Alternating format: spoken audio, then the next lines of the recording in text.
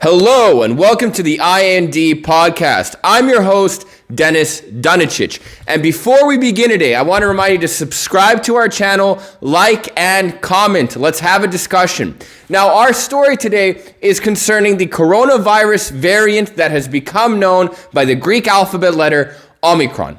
We're going to talk about what has happened, how the world has reacted, and what we know and mostly don't know about the virus so far.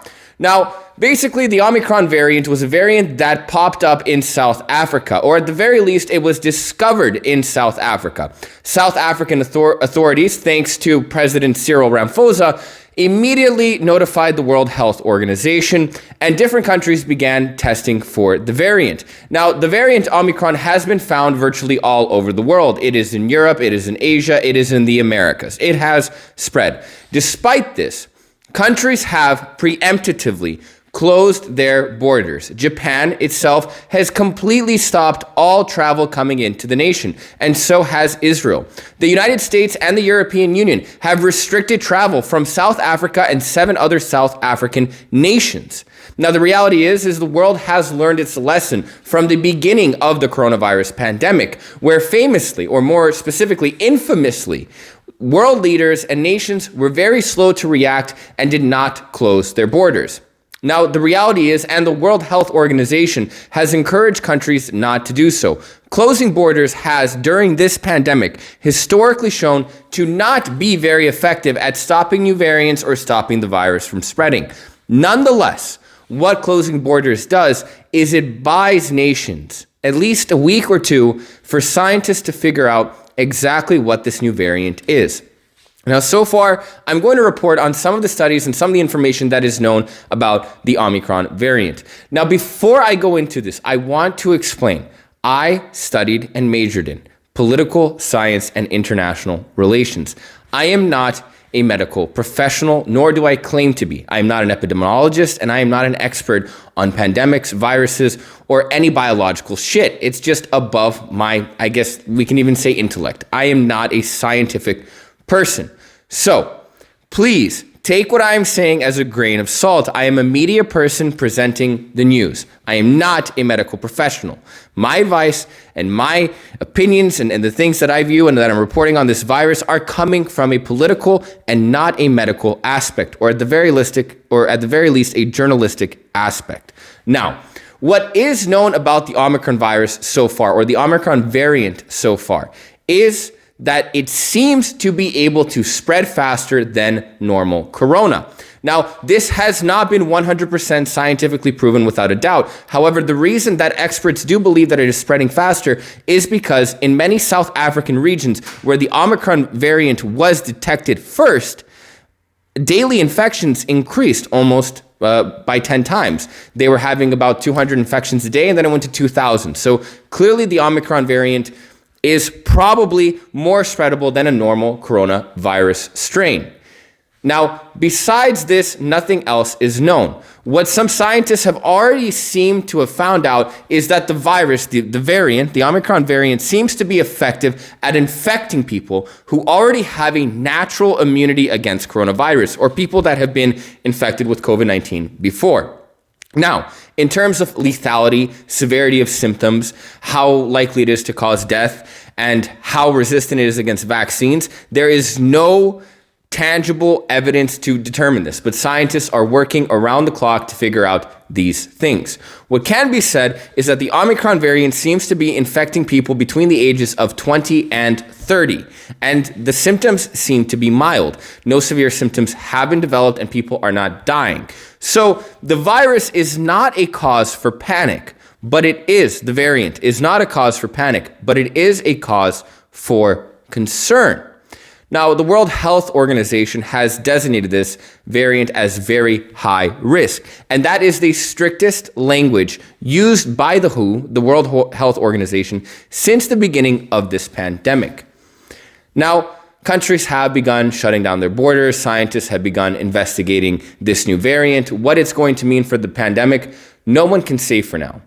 But what is certain is while many of us and many of the people in the world have kind of forgotten about coronavirus, it has not forgotten about us. The pandemic is not over, and new strains are going to be developed until the world takes a unified international and global approach to eradicating coronavirus. Now, I do want to state one final thing, which is in my field of expertise, and that's politics. And I can actually explain why this variant exists. And it's not a surprise. The reality is that many wealthier nations have been hoarding and overusing vaccines, encouraging their citizens to get booster shots, which are effective and do increase immunity. I don't want to say that they don't. But while these nations have been using their booster shots and their vaccines, they have not been sharing these vaccines with poorer and less developed nations. This strain was discovered and probably was developed in Africa, where only 7% of the population is vaccinated. In fact, less than 7% of the population is vaccinated. And the reason that less than 7% of the population of the continent of Africa is not vaccinated is not because they don't believe in vaccines or they don't want to get vaccinated or they believe in conspiracy theories. It's because they don't have access to vaccines, because wealthier nations have been hoarding these vaccines, because they want to make their people safer. And that is fine. In international relations, selfish behavior is good. And a nation should always look out and exclusively look out for its own interests. But during the time of a pandemic, selfishness can only lead to self-destruction. World leaders and the international community as a whole need to work together, and they need to work better at sharing vaccines to make sure that less developed and less able countries are able to receive and achieve vaccination rates. More specifically, just to give them vaccines.